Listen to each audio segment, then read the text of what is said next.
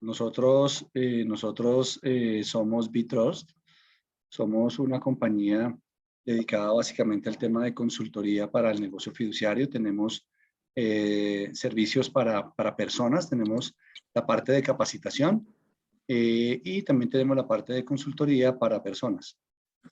También para empresas tenemos una parte de capacitación virtual, consultoría y tecnología.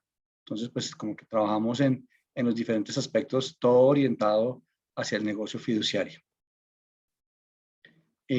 Justamente en este mes estamos promoviendo 2 cursos.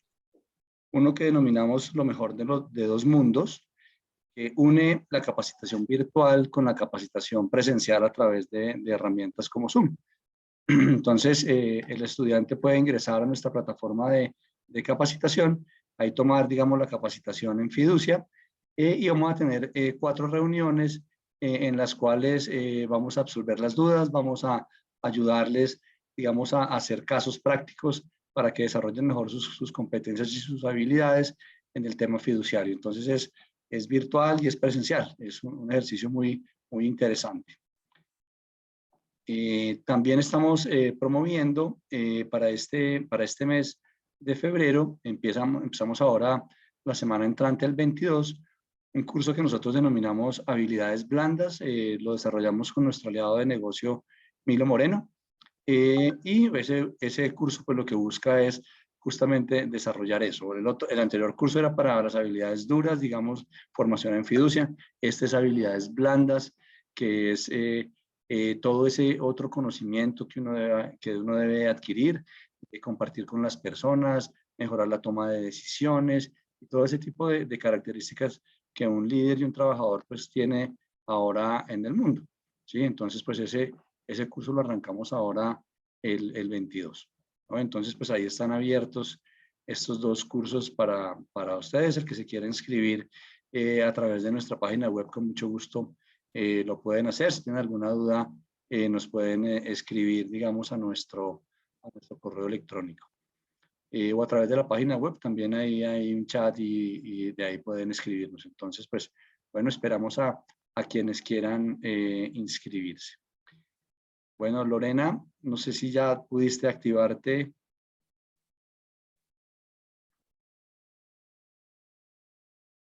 De pronto tienes el micrófono cerrado, Lorena.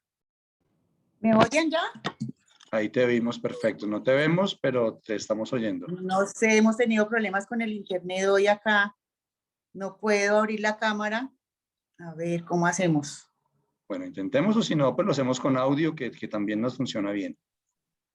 Sí, porque la cámara no veo cómo no deja activarla. Ya, espérate a ver si yo te puedo ayudar por acá. No. No, pues si quieres arranquemos así, Lorena. Yo creo que lo importante más que vernos o más que nos vean es que nos oigan y te conozcan y podamos compartir esta horita de trabajo aquí compartiendo un poco tu experiencia. Bueno, pues Andrés, ahí qué pesar que no, o sea, qué pesar, pero pues bueno, hagámoslo así. Sí, así Mientras son a estas ver si cosas, se puede así hacer algo. Sí, la sí. tecnología a veces le pasa a uno malas De todo, pasadas, sí. pero bueno, no importa, aquí Bueno, estamos, es lo importante. bueno, no, pues Andrés, muy complacida de estar aquí con ustedes en la tarde de hoy, compartiendo pues esta horita de trabajo, hablando sobre un tema que me apasiona, que son las asociaciones público-privadas. Es una modalidad de contratación sofisticada, pero que trae grandes beneficios para la inversión de infraestructura, en este caso para nuestro país. Un gusto estar con todas las personas que están conectadas y pues lamentando mucho no poder activar, no sé qué nos pasó con lo de la cámara, pero bueno, como dice Andrés, pues hagámoslo sin cámara y bueno, si quieres empecemos. Sí, vale. Entonces, un poco para presentarles quién es Lorena, es Edna Lorena Osorio, es abogada de la Universidad Externado de Colombia, especialista en Derecho Público, Derecho Contractual, Relaciones Jurídico-Negociales, también del Externado. Ha realizado estudios sobre asociaciones público-privadas con el BID y el Banco Mundial. en metodologías para estructuración de proyectos con el Global Infrastructure Program del Reino Unido, y en Derecho Público en la Universidad degli Studi di Unidine. Dime si me equivoqué de pronto. Naturalmente, en Bueno, es italiano. en Italia, en Pero, la Universidad de Udine. ok.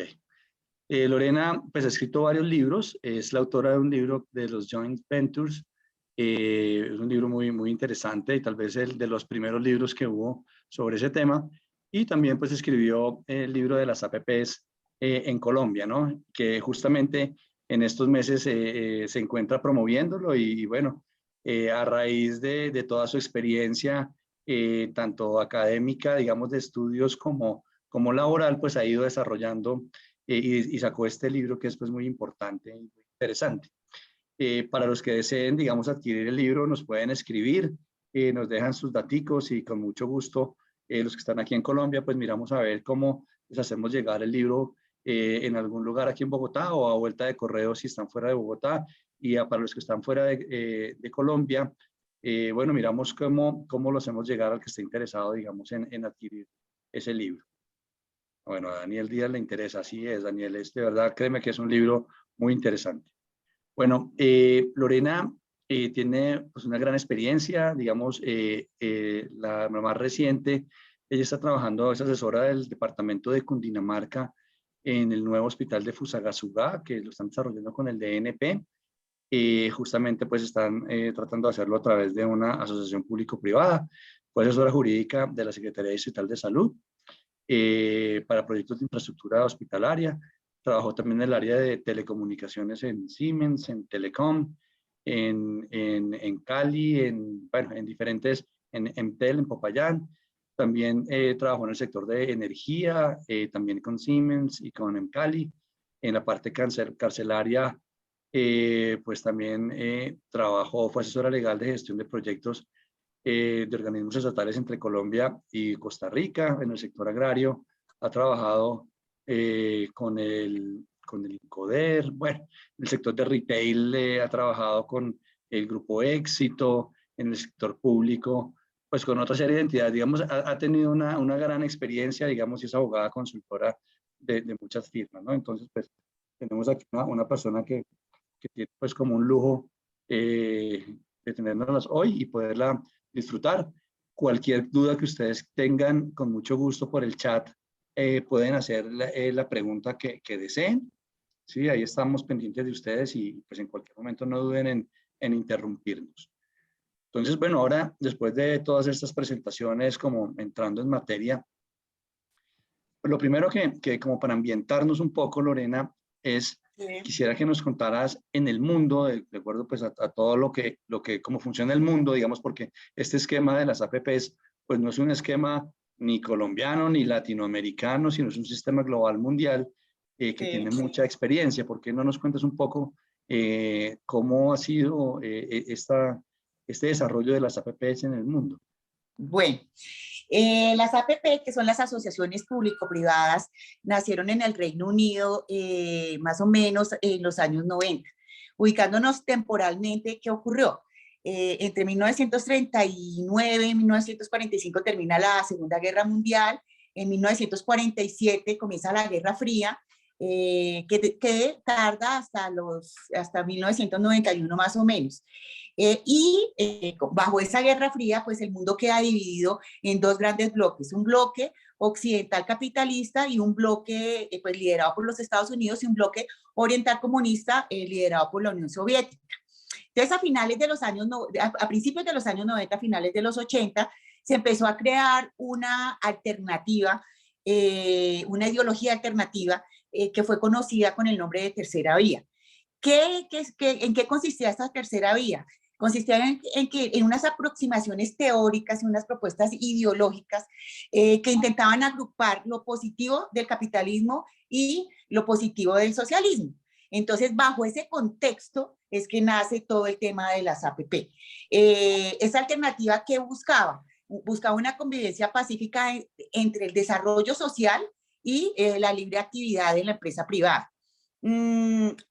Así las cosas, pues en los años 90, como les digo, a principios de los años 90, en el Reino Unido, un sociólogo inglés muy importante llamado Anthony Giddens desarrolla toda esta nueva alternativa de la tercera vía, donde lo que busca es una economía de mercado, pero con conciencia social.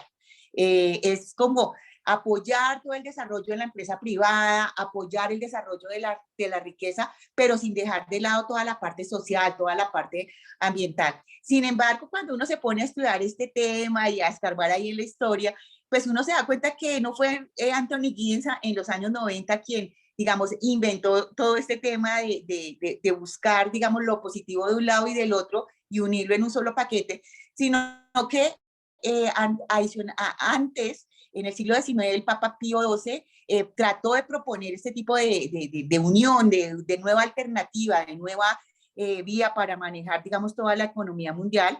Y aquí en Latinoamérica, pues increíblemente el general Pinón en Argentina también lo propuso bajo su mandato. ¿Por qué se le atribuye a Anthony Giddens, digamos, el desarrollo de toda esta teoría económica? Es porque realmente le da una estructura, la organiza, la codifica y bajo ese contexto ya desarrollado como tal, como una teoría económica, como una nueva alternativa. Entonces, a finales de en 1992, en el Reino Unido, se empieza a mirar y empieza a gestarse lo que son las APP que conocemos hoy en día. En ese momento, en el Reino Unido, en 1992, el primer ministro era John Major, y John Major, nosotros creemos, como latinoamericanos, que digamos todo este problema de infraestructura, de elefantes blancos, todo este tema es nuestro, pero pues uno se pone a revisar y no, o sea, esto pasa también en los países desarrollados. Él pidió que se hiciera un diagnóstico de la infraestructura en el Reino Unido ¿cuál fue el resultado de ese diagnóstico? Pues que existían muchísimas falencias en el tema de infraestructura, había falta de inversión en nueva infraestructura, había falta de inversión en mantenimiento y operación a largo plazo de la infraestructura existente, había limitación en el presupuesto del Estado para la inversión de proyectos de infraestructura, había limitación en el alcance y en la eficiencia de las obras públicas. Entonces, pues se dio cuenta que realmente la infraestructura en el Reino Unido pues no estaba funcionando como debería ser. De otra parte, pues empezaron a analizar qué pasaba con el sector privado. Y resulta que pues, se dieron cuenta que el sector privado tenía, digamos, mucho más desarrollado todo el tema técnico, tecnológico, administrativo, además de contar con una muy buena capacidad de gestión, siendo mucho más eficaces, eficientes, pues que el sector público. Entonces, teniendo en cuenta, digamos, estas dos cosas, todo el tema de que la infraestructura no estaba funcionando correctamente y teniendo en cuenta, digamos, toda la especialidad que tenía el sector privado, ellos desarrollaron ahí lo que se conoce como los PF1, que son las iniciativas de financiación privada. Estas iniciativas, digamos, por su nombre en inglés se les dio, pues digamos, esta sigla, PF1 en el Reino Unido, y esto es importante que todos lo sepamos, digamos, en el mundo las APP se conocen con muchos nombres. En el Reino Unido, por ejemplo, se conoce como PPP o también se conoce como 3P, que son los PF1 que se desarrollaron bajo, digamos, el gobierno de este primer ministro que les contaba. Entonces, ya metiéndonos en qué fue lo que ellos hicieron, en qué fue lo que ellos estructuraron, pues ellos estructuraron una nueva forma de contratación, un nuevo modelo de para poder desarrollar infraestructura en su país. Así, los ejes principales de esta figura, que es reducir el riesgo en las obras públicas que están en cabeza del Estado, y segundo, hacer un análisis del valor por dinero de los proyectos. ¿Qué es eso del valor por dinero? Y esto quiero que también quede claro, digamos, en todo este tema de APPs hay una terminología propia, entonces hablamos de una cantidad de cosas que poco a poco, digamos, en las charlas si se van dando, se las voy contando, pero, por ejemplo, podemos hablar de, pues, digamos, de las APP, los P3, de los PPP, se puede hablar de proyectos Brownfield, Greenfield, del Equity, bueno, hay una cantidad, del SPV. Ahorita poco a poco vamos a desarrollar estas ideas, pero digamos, en este punto específico, ellos hablan del B por D. ¿Qué es el B por D? El valor por dinero. Y al principio, uno cuando se acerca a estos temas, uno dice, pero valor por dinero, ¿qué es eso de valor por dinero? Simplemente y de una manera, digamos, muy clara para poderlo entender, simplemente es que el Estado valore el dinero público para que sea empleado de la mejor manera, de la manera más eficiente posible para la sociedad. Entonces, eso hay una cantidad de metodologías que se han desarrollado. Colombia adoptó a través de la resolución 3656 de 2012 la metodología del CPP, que es el comparador público-privado. Entonces, a través del comparador público-privado, eso tiene, digamos, toda una cantidad de requisitos y formas de hacerse, se determina si existe valor por dinero o no para desarrollar un tipo de infraestructura a través del mecanismo de APP. Más adelante, de pronto puede sonar un poco complejo el tema, pero más adelante vamos desenredando un poquito para hacerlo más simple.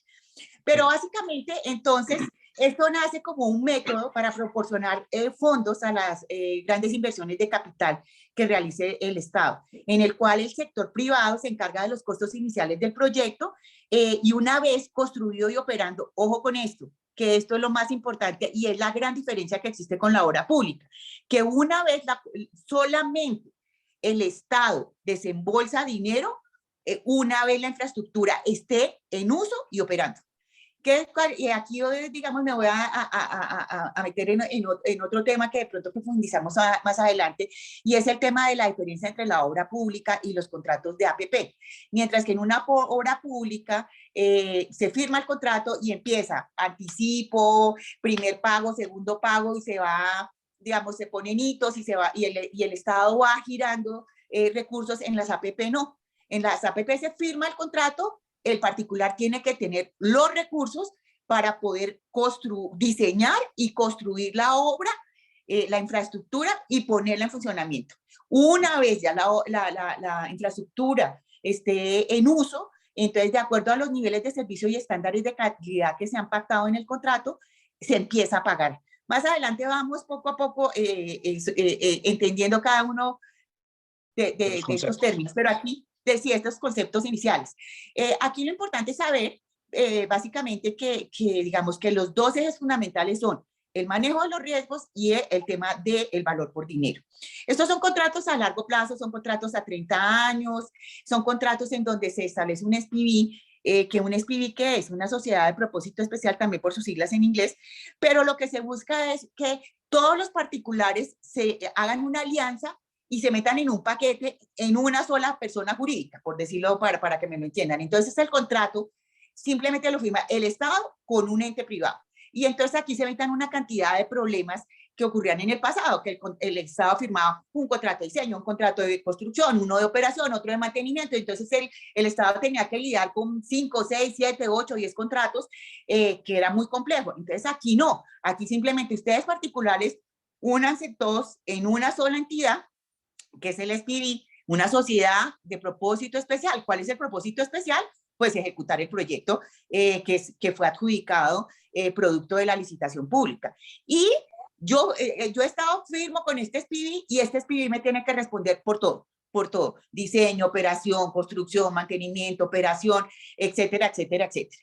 Entonces, aquí pues obviamente a la entidad estatal se le facilita pues muchísimo, digamos, toda la ejecución de estos proyectos. Generalmente estos están constituidos por una empresa de construcción, que es lo que se conoce como EPC, que son los EPCistas, son los que se encargan de toda la construcción de la infraestructura, un proveedor de servicios y un banco. Siempre, siempre, siempre va ligado a un banco, porque como son proyectos de gran envergadura, generalmente los asociados privados no tienen el dinero para soportar el desarrollo pues digamos, el desarrollo y construcción de estos proyectos. Entonces, siempre, además de la plata que tienen en el bolsillo, para hacerlo gráfico, que es el equity, tienen que acudir al sector financiero para que el sector financiero apalanque, digamos, la inclusión y la ejecución de los contratos de APP. Básicamente, digamos, a grandes rasgos, digamos, esta es la forma en la cual se suscribe esa relación entre los particulares y los públicos. Otro aspecto importante en los contratos de APP son los mecanismos alternativos de solución de conflictos. Como les decía yo, estos son contratos a 30 años, pues obviamente se tiene que prever que en una relación de 30 años pues van a haber problemas, inconvenientes. Entonces es importantísimo que en estos contratos siempre se impacten las cláusulas de los mecanismos alternativos de solución de conflictos. Y otro elemento fundamental es establecer todos los procedimientos de terminación del contrato. Básicamente, y así a grandes rasgos, digamos, estos son como los puntos fundamentales que desarrolló el Reino Unido dentro de toda la estrategia denominada PF1. Y este esquema pues se replicó a nivel mundial en países como Alemania, Italia, Portugal, bueno, Países Bajos, pues, o sea, prácticamente toda Europa. Y Eso te quería preguntar, Lore, porque sí, digamos en Latinoamérica también, digamos, pues llega este tipo de negocio, ¿cierto? Llega este tipo de esquema más bien para sí, poder solucionar esos problemas de infraestructura sí. a unos países, porque nos cuentas un poquitico, que yo sé que tú sabes bastante, digamos, de a qué países en Latinoamérica y diferentes a Colombia, pues llegó primero, digamos, esto de las asociaciones público-privadas y allá que desarrollaron. Sí, mira, entonces, obviamente entonces ya se esparció este esquema por el mundo y llegó aquí a Latinoamérica. Aquí en Latinoamérica, digamos, podemos hacer como dos grupos, ya estando, pues, digamos, en nuestra región. Esos dos grupos de países están los países que tienen mayor tradición en APP en la región, como son Chile, Perú, Brasil, Colombia. Digamos, son los países que llevan una avanzada, o sea, especialmente Chile ha tenido un desarrollo muy grande. Y en ese paquete también se puede meter a Colombia. Nosotros bueno, tenemos desde la expedición de la ley 1508 todo el tema de el desarrollo de APPs para todo el sector carretero. Y ahorita pues se está expandiendo a otros tipos de sectores. Entonces, nosotros alcanzamos a clasificar dentro de esos países que tienen mayor tradición en APP. Y hay otros países que apenas se están iniciando o retomando el empleo de este modelo de APPs como Argentina, Uruguay, Paraguay, Ecuador, Costa Rica y ahora Panamá, que también entró, digamos, en todo este tema. Sé que hace poco expidieron la ley de APPs en Colombia. Y Pero bueno, República Dominicana también. Y República Dominicana también están también arrancando con el tema de las APP, sí, tienes toda la razón. Entonces, para las personas que estén interesadas de pronto en adentrarse en este tema digamos, de qué ha pasado en los países de Latam, en todos los países de América Latina y del Caribe, hay una herramienta súper importante que se la recomiendo, se llama Infrascope, es una herramienta interactiva de aprendizaje y también establece los índices de clasificación de los países, evalúa la capacidad de los países para poder desarrollar infraestructura a través de los mecanismos de APP. El último informe del Infrascope fue en el 2019 y Colombia quedó clasificado como segundo lugar. Hubo un empate entre Colombia y Perú y en primer lugar quedó Chile. Pues como países que tienen, digamos, las condiciones dadas para poder desarrollar proyectos. Sí, Infrascope, Daniel, aquí te estoy viendo, Daniel Díaz, sí, Infrascope se llama. Ustedes lo pueden consultar en internet, busquen Infrascope y ahí van a ver, es muy, muy interesante para las personas que quieran, digamos, adentrarse en este tema, en este informe. ¿Qué hace Infrascope? Estudia cada país. ¿Y qué estudia cada país? Varios aspectos. Aspectos regulatorios, de instituciones, qué instituciones ha creado el país para poder soportar y desarrollar las APP, la madurez que tiene el país para hacerlo, los climas de inversión, la financiación. O sea, entra a analizar varios ítems y de acuerdo al manejo del país en los diferentes sectores de desarrollo de infraestructura, entonces los clasifica los países. Entonces, esa es mi recomendación. También hay otros estudios muy chéveres de la CAF, pero este Infrascope es muy importante y pues nuevamente se los recomiendo para que lo tengan en cuenta si quieren adentrarse un poquito en el tema de cómo funcionan las APP en Latinoamérica. Sí, Lore, en Colombia, pues sale esa ley que tú decías, la 1508, por allá en el 2012, que fue reglamentada por allá en ese mismo año y después Sí, salieron sí, sí. otras cosas. Yo me acuerdo pues, que tuve la oportunidad como de estudiar en ese momento esa ley y al principio hubo, digamos, una gran discusión entre el gobierno y la gente, digamos, básicamente los constructores con el tema de la asignación de riesgos. ¿Sí? Y eso Sí, fue una de las grandes cosas, digamos, que demoró el que esto arrancara, ¿no? Salió la ley, sí, pero todo el mundo pues estaba, bueno, esto es diferente, cómo se come, pero se enfocaron en el tema de los riesgos, en la sí, asignación de riesgos. Entonces, ¿por qué no nos cuentas un poquitico, y tú lo mencionabas hace un momento, pero Sí, pues, ¿cómo es ese tema? ¿Qué es lo más importante? sí, ¿Por qué la asignación de riesgos casi que se vuelve como el corazón de este sí. negocio? Sí, sí, sí, sí, sí. Sí, tienes toda la razón. El tema de los riesgos, como les decía yo, ahorita con el valor por dinero, el B por D, la asignación de riesgos son la columna vertebral pues, del tema de las APP. Entonces es importante ya en los esquemas de APP hacer una adecuada identificación, evaluación, priorización, asignación y mitigación de riesgos. ¿Para qué? Para buscar que analizando todos los riesgos de una manera profunda, pues el proyecto tenga, digamos, todas las, ¿cómo te digo? Se busca que el proyecto sea exitoso. Entonces, es por eso que es tan importante el tema de riesgos en las APP. Colombia, digamos, también ha tenido toda una evolución en el tema de los riesgos. Así como las APP, digamos, las APP no, sino la inversión privada en infraestructura pública ha tenido toda una evolución que hay en el libro que acabo de escribir, que acabo de publicar.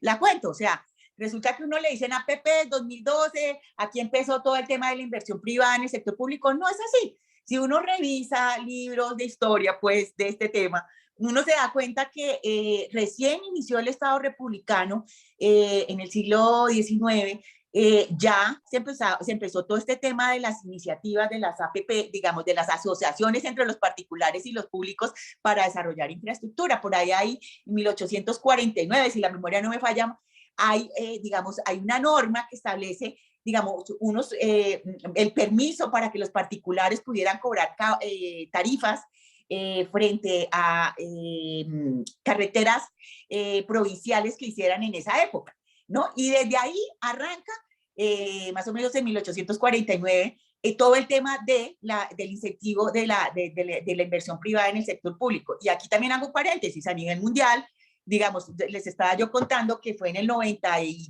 a principios de los 90 que se desarrolló todo este tema en el Reino Unido, pero si uno mira de verdad el tema, pues la inversión privada en el sector público pues viene también de atrás, o sea, es más, se le atribuye al Imperio Romano que todos los acueductos y puentes se hicieron con este tipo de alianzas entre los públicos y los privados. En el siglo XIX la Torre Eiffel se hizo también digamos, con esta modalidad de asociaciones y de alianzas, obviamente no tan estructuradas como las conocemos hoy en día. Entonces, digamos, todo el tema de la inversión privada en la infraestructura pública ha tenido un desarrollo importante. De igual manera, y volviendo a retomar el tema de los riesgos también ha tenido toda una evolución. Colombia en este momento se acogió a la teoría clásica que establece que los riesgos deben recaer sobre los agentes que estén en mejor manera para controlarlos. Sí. O sea, esa es la que se le debe asignar el riesgo. O sea, se debe hacer un análisis, mirar si es el sector público el que está de mejor manera, entonces el señor sector público retenga riesgo. Si es el sector privado el que está, digamos, en capacidad de manejarlo mejor, de controlarlo mejor, entonces es ahí donde se le asigna pues al privado. En Colombia la evolución, digamos, de riesgos empezó más o menos en el 98 con la expedición de la ley 448, donde se empiezan a hablar de obligaciones contingentes, el tema fue evolucionando, se sacaron unos COMPES en el 2001, muy importantes y es bueno tenerlos en la cabeza, que es el 3107 y el 3133, que ya empezó a hablar sobre el manejo de riesgo contractual. Posteriormente, ya en el 2007, con la ley 1150, aquí ya se empezó a regular con propiedad el tema de los riesgos y ya se dijo, señor Estado, usted en el pliego de condiciones tiene que establecer el régimen de distribución de riesgos. Y ahí empezamos ya a hablar y a mirar el tema de los riesgos de verdad con el respeto que se merece el tema. El tema se fue evolucionando, resoluciones, COMPEX, y hasta que llega la ley 1508, donde realmente se hace responsable a la entidad contratante de hacer una adecuada y responsable tipificación, estimación y asignación de riesgos que se puedan generar en todos los proyectos de APP.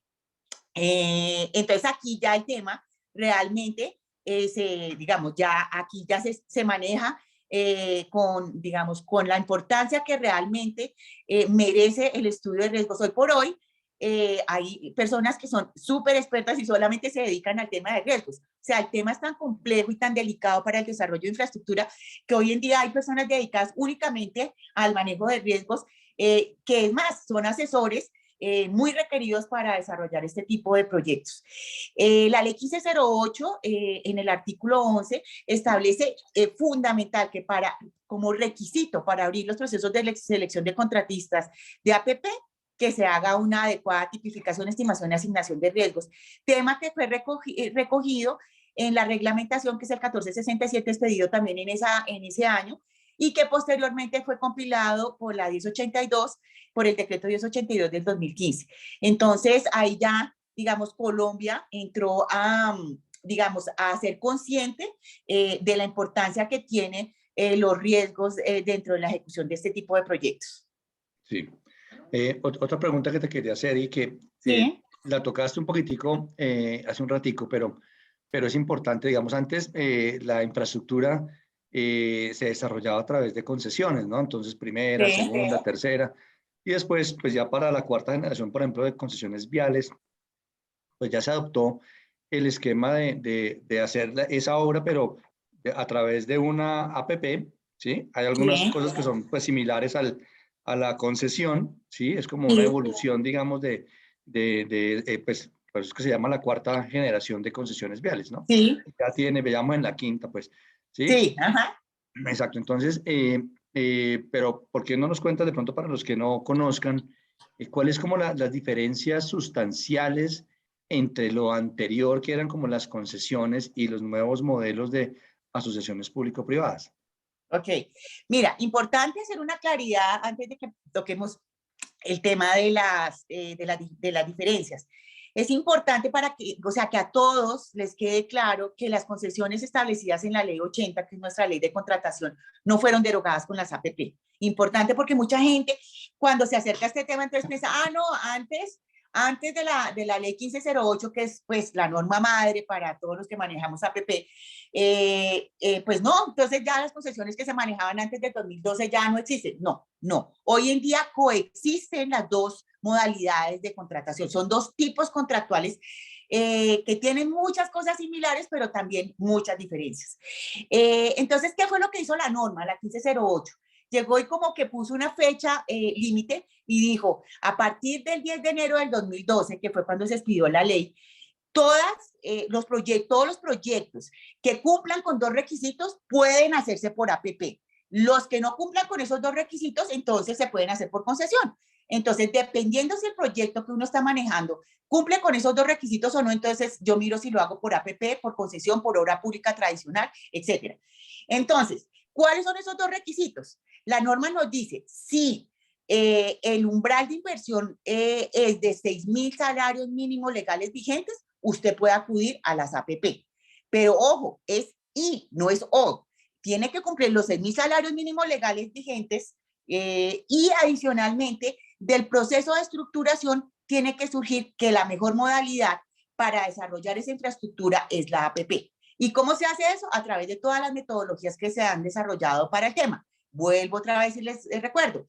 Colombia, a través de la resolución 3656 del 2012, acogió el CPP, que es el comparador público-privado, en el cual se establece todo el tema del valor por dinero, se determina, después de hacer todos los análisis establecidos en la metodología, entonces se dice, sí, ya se ha analizado todo, se analizó por obra pública, se analizó por concesión tradicional y se llegó a la conclusión que lo mejor para desarrollar ese proyecto es a través de APP. Entonces, si mi proyecto cumple con esos dos requisitos, los 6.000 salarios mínimos legales vigentes de inversión, más que el proceso de estructuración surja que la mejor modalidad es la APP, yo puedo recurrir a la APP. Si no es así, pues entonces acudo a la obra pública tradicional o a la concesión. Bueno, ya teniendo claro eso, que hoy en día coexisten, digamos, estos dos tipos contractuales, entonces miremos ahora sí cuáles son las diferencias. Las diferencias, digamos, la primera diferencia que yo podría decir es, y miremoslo desde el punto de vista del pago. En la ley 80 y las concesiones de ley 80 se paga por hora, mientras que en las APP se paga por servicio, por servicio. Esto es súper importante, se paga por servicio. En los proyectos de ley 80 digamos, no se exige, no es tan riguroso todo el tema de una eficiente asignación de riesgos, mientras que en las APP, como lo vimos ahorita, se requiere, la ley exige que para poder abrir un proceso licitatorio se necesita tener una adecuada asignación de riesgos. O sea, en uno, digamos, no es tan fuerte el tema y en el otro es una exigencia legal. ¿Qué otra diferencia podemos ver? Que también me parece muy importante, y es que antes de la ley 1508, los proyectos no eran diseñados para los inversionistas, sino simplemente se diseñaban los proyectos. Hoy en día sí se incentiva esa inversión, esa inversión privada. Se tiene muy en cuenta, digamos, cómo entraría ese participante, ese inversionista privado a ser parte de esta ecuación.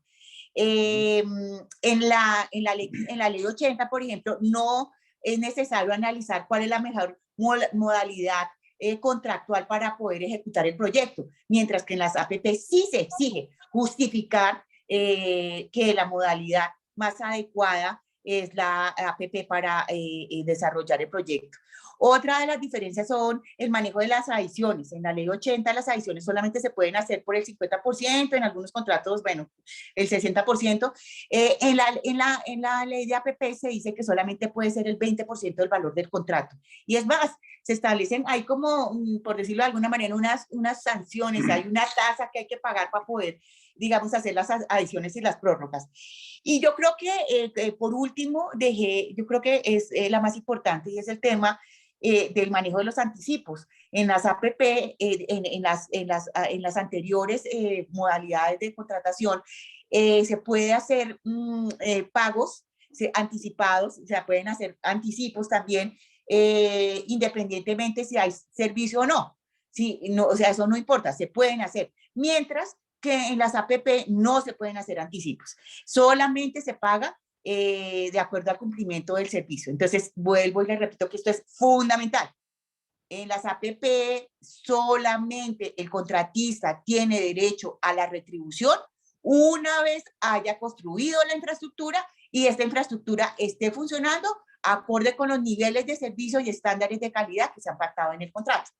¿Qué significa? Bueno, y quiero hablar un poquito, digamos, porque de pronto cuando uno se acerca a este tema, uno dice, pero ¿qué es eso de niveles de servicio y estándares de calidad? O sea, queda uno como chino en el tema. Entonces, se los explico de una manera gráfica. Cuando uno maneja esto, hay unos documentos que se llaman batería de indicadores, son unos programas, y en esos programas que son súper extensos, se dice cómo es que voy, o sea, cómo es que yo requiero la infraestructura, por decirlo para que me lo entiendan con un ejemplo. Entonces, por ejemplo, el ascensor, yo necesito que el ascensor me funcione las 24 horas del día, solamente puede parar los sábados de 2 a 3 para que le haga mantenimiento. Si el ascensor no me funciona correctamente las 24 horas del día, yo no le pago. Yo no le pago al contratista a pesar de que ya la infraestructura esté en funcionamiento y en uso, porque no me está respondiendo con lo que se pactó en el contrato, con los niveles de servicio que yo pacté en el contrato y con los estándares de calidad que yo fijé y que pacté en el contrato primigenio. Entonces, esa es la única forma que se paga, con los niveles de servicio y estándares de calidad que están establecidos en el contrato. Sí, básicamente esas son como las más grandes diferencias que hay entre las dos tipologías contractuales. Exacto, y inclusive hay unas APPs de iniciativa pública y otras de iniciativa privada, ¿no? Todo depende Sí, como sí, de la motivación del el que proponga la APP. sí, ajá. Sí, sí, sí, nuestra legislación colombiana estableció estos dos tipos y pues igual otros países también lo han hecho, dos tipos de iniciativas. Cuando se escribió la ley 1508, digamos, se presentó como la gran innovación, pues el hecho de que se incluían las iniciativas privadas, que esta es otra terminología IP, cuando ustedes oigan hablar de IP, son iniciativas privadas. Las iniciativas públicas son iniciativas públicas. Entonces, iniciativas públicas, IP. IP son las iniciativas privadas. ¿Cuál es, digamos, la diferencia fundamental? No la única, pero la fundamental es la originación. ¿De dónde, quién origina el proyecto? Si es el Estado, como generalmente se hace, pues es una iniciativa pública. Es el Estado el que dice, oiga, yo detecté la necesidad, en ese pueblito se necesita hacer una escuela, y entonces él arma todo el proyecto, o sea, el Estado originó el proyecto. Pero si es al contrario, si es el particular el que dice, oiga, en ese pueblito hace falta un colegio, venga, yo voy a estructurar un proyecto y se lo voy a presentar al Estado para que el Estado, pues miramos a ver si lo desarrollamos por APP. Entonces esa es como la gran diferencia, pero ¿qué es lo que pasa? Que dependiendo si es iniciativa pública o es iniciativa privada, eso me va a determinar los procesos de selección que se van a utilizar. Recordemos que la ley 80, y aquí es importante también tener claro que la ley de APPs y toda la normatividad de APPs en ciertos aspectos en este tema de procesos de selección va de la mano o remite a la ley 80, que es la ley de contratación. La ley de contratación nos establece como 5 caminitos para poder llegar, digamos, a seleccionar al contratista. Entonces, pues, ahí es donde uno habla de contratación privada, de licitación pública, de selección abreviada, del concurso de méritos, etcétera, etcétera. Entonces, ¿qué es lo que pasa? Dependiendo de si es iniciativa pública o privada, entonces la ley me va a decir qué caminito es el que yo tengo que emplear para poder seleccionar el contratista de APP. Para las iniciativas públicas, la ley me dice siempre tiene que ser licitación pública, pero en las iniciativas privadas, dependiendo de algunos requisitos que pone la ley, entonces se puede utilizar contratación directa, se puede utilizar selección abreviada o si ya tiene desembolso de recursos públicos, entonces la norma dice que también, a pesar de que sea iniciativa privada, tiene que hacerse por procesos de selección. Adicionalmente, el hecho de que sea pública o privada, iniciativa pública o privada, determina también cómo se manejan las adiciones y prórrogas. Entonces, la norma nos dice, si es iniciativa pública, usted maneja las adiciones y las prórrogas de esta manera. Si es iniciativa privada con desembolso de recursos públicos, lo maneja de esta manera. Y si es una iniciativa privada sin desembolso de recursos públicos, entonces lo maneja de esta manera. Como les estaba diciendo, la ley 1508 presentó, digamos, esto como la gran innovación, pero pues realmente las iniciativas privadas, como les contaba hace un rato, desde 1849, ese caso que les conté de las vías provinciales, digamos, la ley preveía en ese entonces que era el particular el que le decía al Estado el que iba a desarrollar esa vía provincial, o sea que desde esa época ya se hablaba, o sea, digamos, ya estaban inmersas con otro nombre dentro de nuestra normatividad todo el tema de las iniciativas privadas. La misma ley 80, en el parágrafo del artículo 32, habla sobre las iniciativas privadas y una vez salió la 1508, pues eso pues quedó sin ningún efecto ese parágrafo segundo del artículo 32 que es el que habla sobre los tipos contractuales que maneja la contratación pública. Pero bueno, importante una cosa, que los particulares no pueden ir presentando cualquier proyecto, o sea, eso es importante. Ellos tienen que tener en cuenta que los proyectos que van a presentar sean proyectos que estén en armonía con todas las políticas sectoriales y la priorización de los proyectos que van a ser desarrollados. O sea, hay que mirar planes de desarrollo, hay que mirar cuáles son las políticas sectoriales y dependiendo de eso, pues armar los proyectos que le va a presentar digamos, a la entidad pública, porque si no, pues obviamente, pues van a ser rechazados. ¿Por qué se hace esto y por qué lo hizo la norma? Pues para evitar obras innecesarias o que no satisfagan las necesidades públicas. Entonces los particulares tienen que estar muy atentos a este tema, ¿no? De acuerdo. Lore, uno a veces piensa que estructurar una APP pues no debe ser tan difícil, ¿sí? Es como desarrollar una idea y ya, pero yo creo que es como al revés, digamos, es un tema de bastante tiempo, de bastantes actores. ¿Por qué no nos cuentas un poquitico en la estructuración de una APP como quiénes actúan? Sí. Bueno, primero antes de abordar, digamos, quiénes actúan, es importante resaltar el tema que las APP, digamos, para las APPs de gran relevancia y hace gran énfasis en el tema de la planeación. O sea, por eso es que las estructuraciones de los proyectos de APP son estructuraciones que pueden durar fácilmente 2 o 3 años dependiendo del proyecto. 2 o 3 años donde no se ha pegado un solo ladrillo y solamente hay documentos y estudios. O sea, 2 o 3 años estudiando y hasta 4 años estudiando simplemente cómo se va a desarrollar esa infraestructura. Entonces, es importantísimo aquí el tema de la planeación y para qué y por qué la ley de APPs es tan incisiva en este tema de la planeación, es porque se quiere evitar una improvisación en el desarrollo de infraestructura y se quiere que realmente se hagan y se desarrollen proyectos que realmente curan las necesidades de la comunidad, satisfagan esas necesidades de la comunidad. Básicamente, digamos así a grandes rasgos, mirando el ITER que tiene que desarrollarse para poder estructurar una APP, un proyecto a través de APP, pues arrancamos con la originación, que es quién tiene la idea, el sector público o el privado, listo. Después de eso se tiene que hacer una elegibilidad de proyectos. Para esto que se está utilizando hoy en día, el DNP, el Departamento Nacional de Planeación, ha desarrollado unas guías que están basadas en una metodología desarrollada por el Reino Unido que se llama M5C, que es la metodología de los 5 casos. Y aquí lo que se maneja son psicojustificaciones, o sea, son preguntas que se tienen que hacer, digamos, la entidad estatal que quiere elegir un proyecto para ser desarrollado. Bueno, eso tiene todo, es algo complejo, pero bueno, una vez ya se elige el proyecto, entonces la entidad estatal, y aquí viene, digamos, el punto para contestar tu pregunta, la entidad estatal tiene que tener los recursos para contratar a las personas que le van a estructurar el proyecto, ¿sí? ¿Quiénes van a estructurar el proyecto? Primero hay que hacer la entidad tiene que hacer o se recomienda que haga un equipo de gestión del proyecto, que es un equipo pequeño, conformado por profesionales de diferentes disciplinas. Se recomienda que sean, por ejemplo, que vaya un abogado, que vaya un financiero. Estos son proyectos financieros, ojo. Entonces siempre tiene que ir un financiero en este tema, tiene que ir un arquitecto o un ingeniero, y tiene que haber alguien, digamos, del sector. Si es, digamos, una infraestructura médica, pues que vaya un médico. Si es una infraestructura de carreteras, un ingeniero vial, etcétera. Y un gerente del proyecto. Este es un equipo interno de la entidad y la segunda entidad que va a hacer parte de esta estructuración es lo que se conoce como las entidades estructuradoras. Estas entidades estructuradoras lo que hacen es aglutinar, digamos, a todo el ejército de asesores y consultores que van a desarrollar los diferentes temas que se necesitan en la estructuración de un proyecto. Tanto técnicos, jurídicos, financieros, ambientales, etcétera, etcétera, etcétera.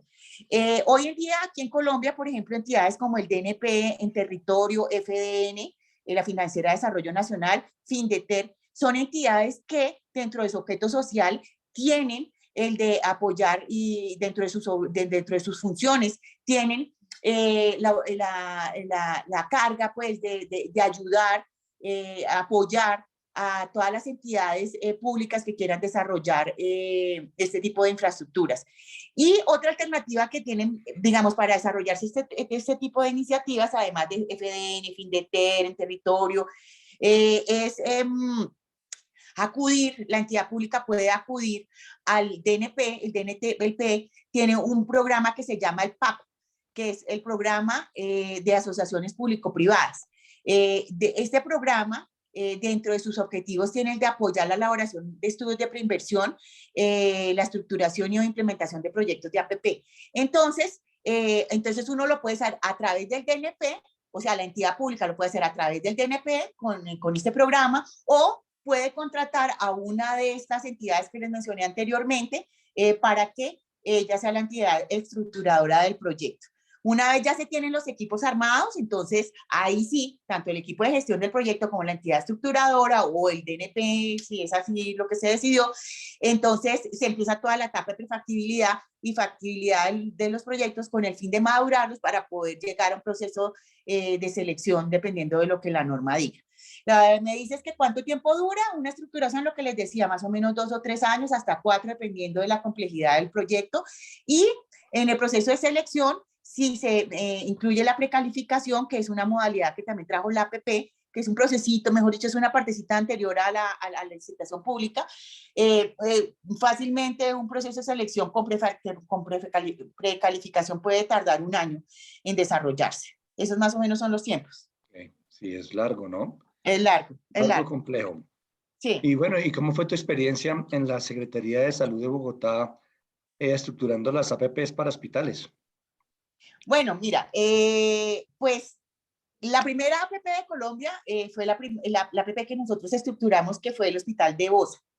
Sin Para embargo, en hospitales. Colombia, sí, es de hospitales. O sea, la primera APP de hospitales la estructuramos. Yo era parte del equipo de gestión del proyecto de la Secretaría. Yo era la abogada, la responsable del componente legal de la Secretaría de Salud y parte pues del equipo de gestión del proyecto.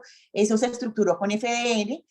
Anterior a eso, a nuestra experiencia del programa hospitalario en Bogotá, se intentó hacer y desarrollar una APP en Soledad Atlántico, con el Hospital Juan Domínguez Romero. ¿Qué pasó? Se estructuró, pero nunca se implementó, entonces al no pasar eso, pues Bogotá se convirtió en pionera en el desarrollo de APPs en salud en Colombia. Es la primera APP, que fue la APP de voz.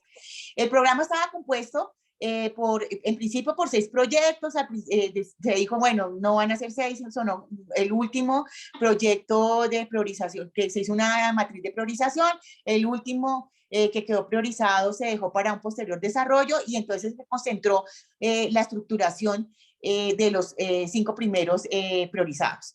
Se estructuraron 3 proyectos por APP, que fueron el Simón Bolívar y el IMI, que es el Instituto Materno Infantil, y el Hospital de Bosa.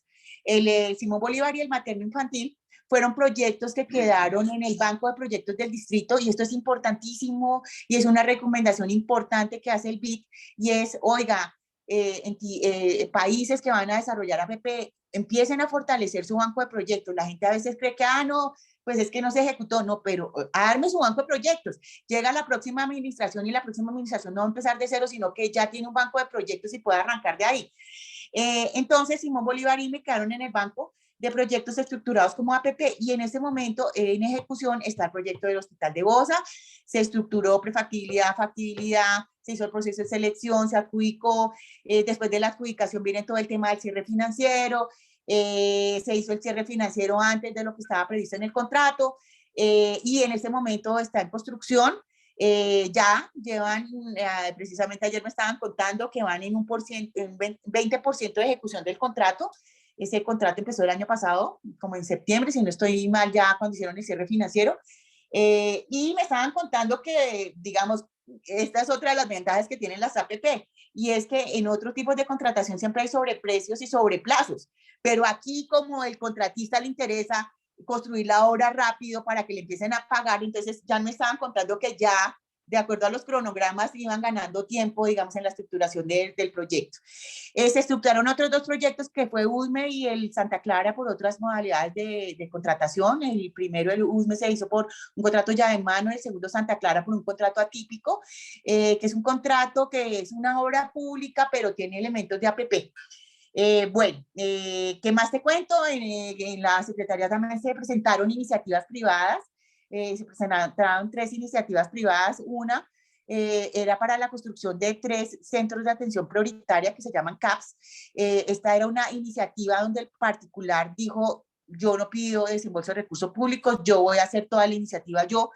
Y este proyecto pasó prefactibilidad, pasó factibilidad, y cuando llegamos a terminar la factibilidad, después de 2 años de arduo trabajo, ellos empezaron a mirar y dijeron, no nos cierra, no hay, no, o sea, financieramente no nos cierra. Y recordemos que estos son project finance, o sea, esto tiene que cerrar financieramente, son proyectos financieros. Entonces, pues no les cerró, entonces ellos desistieron. La segunda iniciativa privada que se presentó fue para hacer un almacén central y una gestión de cadena logística. En este en particular sí dijo, yo sí necesito desembolso de recursos públicos, se hizo el estudio, pasó la prefactibilidad, y en la factibilidad, a los que no nos pareció viable fue a nosotros como entidad estatal. O sea, realmente pues era demasiado caro, entonces pues la iniciativa tampoco salió. Y por último, se presentó una iniciativa privada para construir ese último hospital, el 6º que quedó en orden de priorización, que era el Hospital de la Felicidad. Esto lo presentó una empresa española, pero pues realmente desde que se empezó a estudiar la iniciativa no estaba bien planteada, entonces esta fue rechazada en prefactibilidad. Digamos, esos fueron como los proyectos que se desarrollaron en la Secretaría de Salud. Sí, Lore, mira, pues como aquí hay, veo aquí unos asistentes, personas de Panamá y de República Dominicana, Sí, yo creo que sería como interesante de pronto a tu concepto, ¿no? Solo tu sí, sí. concepto de cómo, o sea, hay cosas que pues esto se va mejorando día a día, digamos, hay cosas que no nos salen tan bien y pues en la medida en que uno va haciendo una y otra, pues se van como puliendo y se van mejorando. Sí, Entonces, tu sí. concepto, digamos, de esas cosas que salieron mal, ¿qué deben tener como en cuenta para que salgan bien allá? Sí, yo lo que les digo es esto, digamos, los proyectos de APP no son proyectos estáticos, son proyectos dinámicos que se están, digamos, enriqueciendo con la experiencia que día a día ocurre en los proyectos. Entonces, siempre que hay proyectos hay que documentarlo para poder empezar a mirar y reglamentar. Por ejemplo, todo el tema de unidades funcionales salió de eso. O sea, solamente se paga hasta que la infraestructura esté en uso y en funcionamiento, pero resulta que se dio cuenta la ley, y esta es una excepción que tiene la norma, y es que se dice, mire, si hay una parte de la infraestructura que funciona perfectamente, sin necesidad de que termine toda la infraestructura, se pueden empezar a hacer los pagos. O sea, para que me lo entiendan gráficamente, por ejemplo, un proyecto de metro. No es el caso nuestro, aquí el Metro de Bogotá no es el caso porque la modalidad de selección del metro, digo, el tipo contractual del metro no es APP, es una mezcla, tiene parte, es una mezcla de varias cosas. Pero para que me entiendan gráficamente lo de las unidades funcionales, ¿qué pasa?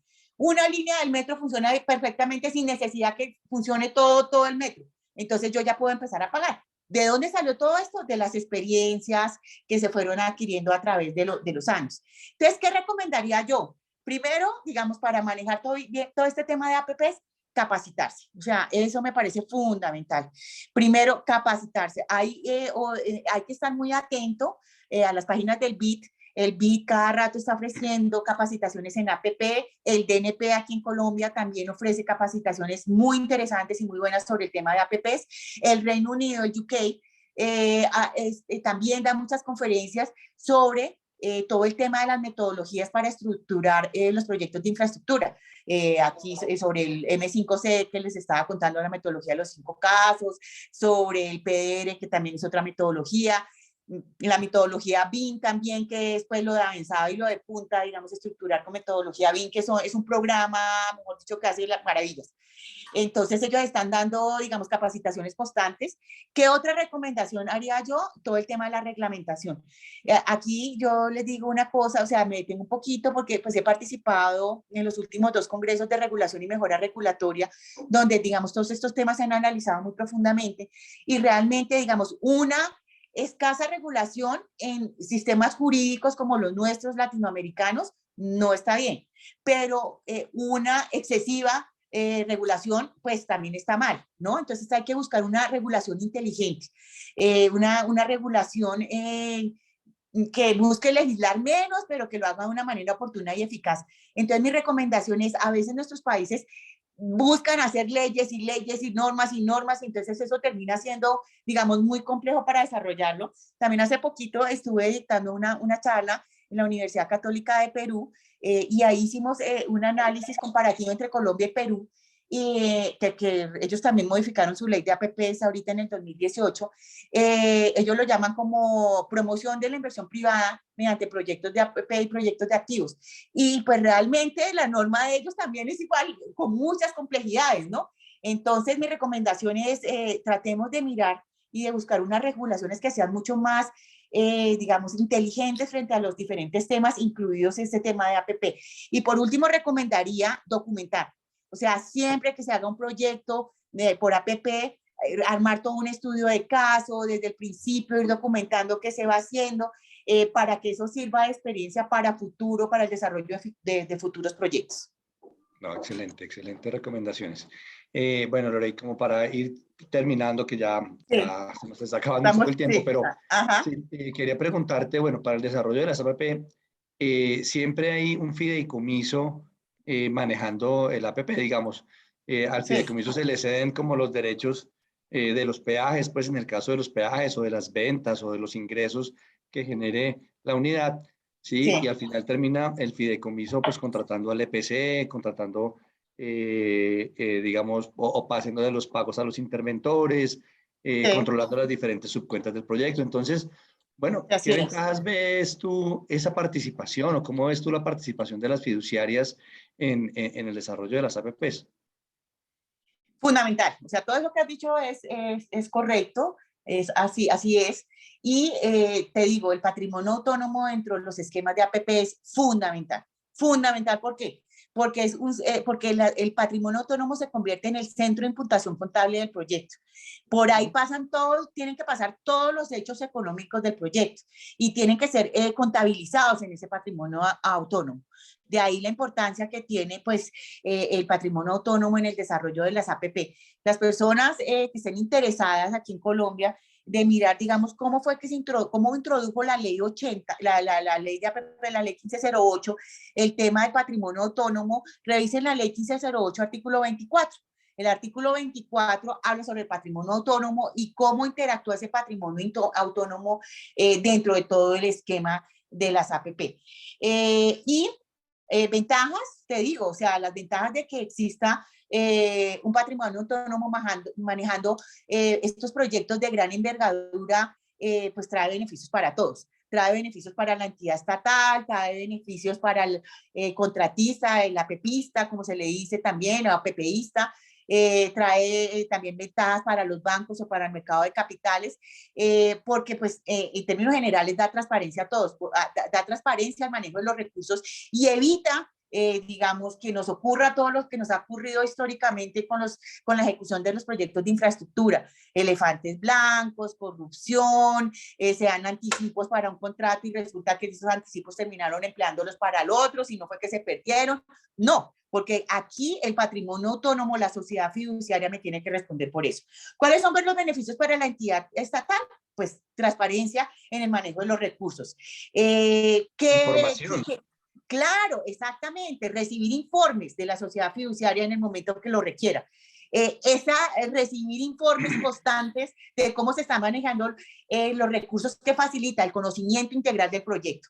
La entidad estatal siempre va a estar ubicada qué es lo que está pasando integralmente en el proyecto. Y hay un control sobre los registros contables. La sociedad fiduciaria me lleva todos los registros contables y yo como entidad estatal puedo entrar a mirar en qué se invirtió la plata. Por otro lado, para el contratista, ¿cuáles son las ventajas del contratista? Pues que hay un traslado de actividades operativas a la sociedad fiduciaria, o sea, todo ese manejo de recursos que también genera todo un desgaste, tiempo, personal, de todo, pues eso se traslada a la sociedad fiduciaria y la sociedad fiduciaria es la que va a hacer toda esta gestión operativa. ¿Qué otro beneficio tiene? Pues es el aislamiento y la protección de los activos y los pasivos que están sometidos al proyecto. O sea, ahí están protegidos, o sea, estos recursos son para desarrollar este proyecto y no para el proyecto de X, Y, Z o para que se pierda, pues en la nube nadie supo qué pasó con esa plata. No, aquí hay una protección de esos recursos. También, digamos, para el APPista, sirve como garantía para la financiación del proyecto.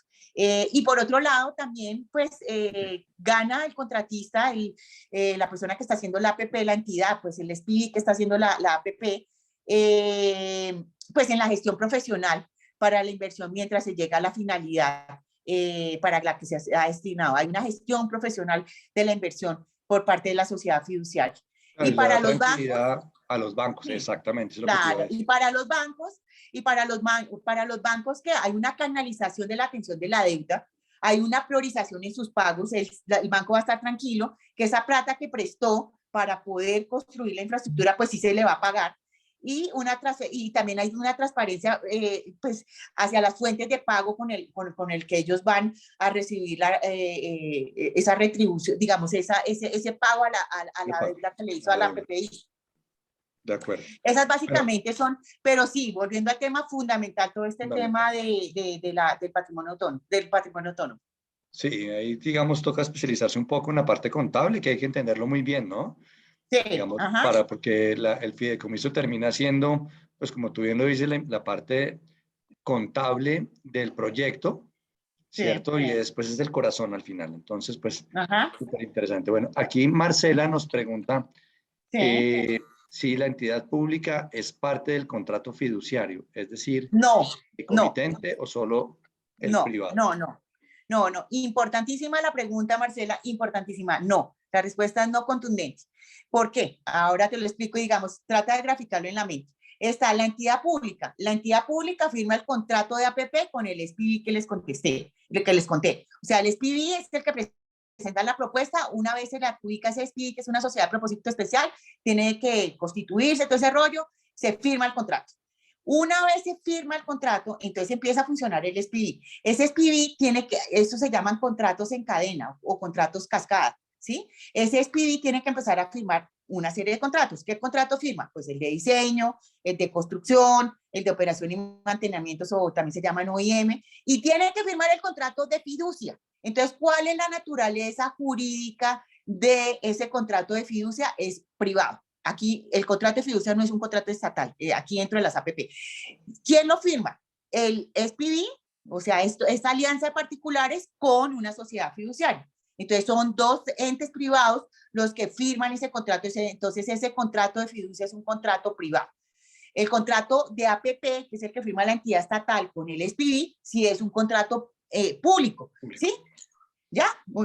¿Queda claro? Sí, yo creo que sí. ¿Sí? Bueno, Marcela, Bueno, espero aquí que... hay ¿Otra otra pregunta? ¿Qué pregunta. otra pregunta? Auribet pregunta, para las Sí, concesiones 5G, ¿los sí. bienes inmuebles se transfieren al fideicomiso? ¿Quién los Uh-huh. aporta? Bueno, ahí no sé cómo están funcionando las 5G, como bien lo dices. Digamos, a partir del 2012, bueno, vino todo el tema de las generaciones de concesiones, y la cuarta generación de concesiones son las generadas a través de la ley 1508. De ahí para adelante, la cuarta y la quinta generación son ya, digamos, digamos, esta nueva normativa. Los bienes, hay que mirar el contrato. Hay que mirar el contrato, digamos, todos los bienes, digamos, el tema de los bienes, en algunos casos que yo conozco, sí los maneja, digamos, la entidad fiduciaria, y no solamente eso, sino lo que se le designe, o sea, lo que se designe que tiene que hacer la entidad fiduciaria. Entonces, pero sí me tocaría, digamos, para no caer digamos, en imprecisiones, revisar bien el tema, pero básicamente hay que mirar los contratos, a ver qué se pactaron en ellos. Ok. Muy bien. ¿Otra pregunta por ahí? Y no tenemos por ahora más preguntas, Lorena. Bueno, no, yo creo que terminemos por hoy. Muchas Sí, gracias, Lorena, por tus explicaciones. Creo que ha sido súper amplia y súper clara, además. ¿Sí? Ha sí. sido, ha sido, ha sido muy, muy grato tenerte acá y pues que nos hayas compartido tu experiencia, además que es lo que a nosotros también nos encanta hacer, como compartir, digamos, nuestro conocimiento y nuestra experiencia. Y bueno, le repetimos a todos los que están en el webinar hoy. Primero, pues el libro de Lorena está a la orden si nos quieren escribir a través del WhatsApp de nuestra web www.bitrust.com.co. Ahí les decimos cómo el valor y cómo se lo hacemos llegar. Y no se les olvide, hasta mañana tenemos inscripciones para nuestro curso Lo mejor de dos mundos, fiducia en videos, complementada con fiducia en vivo.